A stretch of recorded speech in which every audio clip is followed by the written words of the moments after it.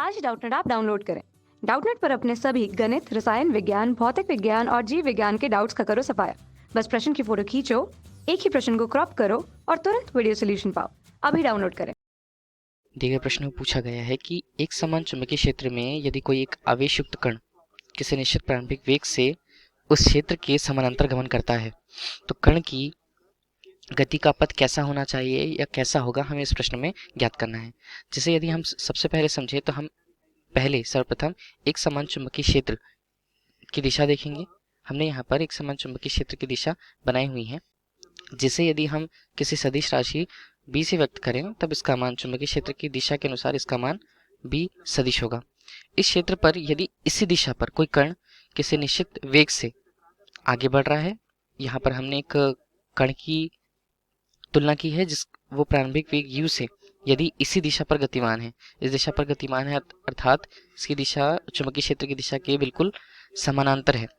समानांतर स्थिति पर हम यदि इस चीज की चर्चा करें तब वह कण चुंबकीय क्षेत्र की दिशा के समानांतर है, अर्थात वह कोई भी कण किसी भी दिशा से विचलित नहीं होगा। वो सीधे सीधे वितरित अगर हो रही है तो उसके बीच बनने वाला कोण का मान अर्थात थीटा का मान शून्य होगा।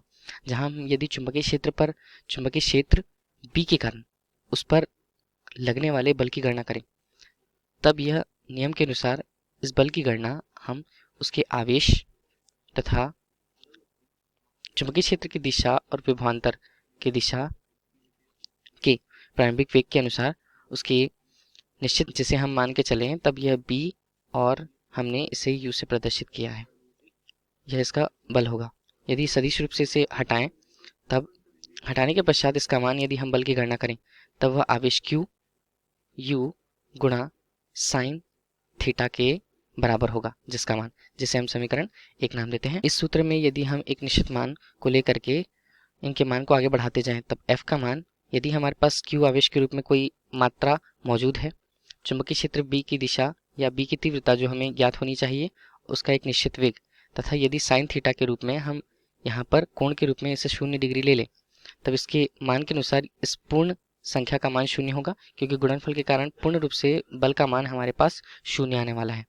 इसका मतलब यह है कि कण अपनी दिशा से विचलित नहीं होने वाली है। चूंकि किसी भी प्रकार के बल न होने से उस पर विक्षेप का मान 0 होगा, अतः वह अपनी दिशा से नहीं हटेगी। चूंकि वह प्रारंभिक वेग से u से किसी निश्चित दिशा पर गति कर रही है तो उसी दिशा पर गति करेगी। तब हम इसके लिए इसकी गति का पथ रेखीय दिशा में ही मान सकते हैं, अर्थात इसका पथ रेखीय ही होगा जिसकी दिशा उसके प्रारंभिक दिशा के अनुदिशी होगी। धन्यवाद। कक्षा 6 से 12वीं से लेकर नीट, IIT, JEE वो एडवांस के लेवल तक 1 करोड़ से ज्यादा छात्रों का भरोसा। आज ही डाउनलोड करें डाउटनेट ऐप या व्हाट्सएप करें अपने सारे डाउट्स 8400 400 400 पर।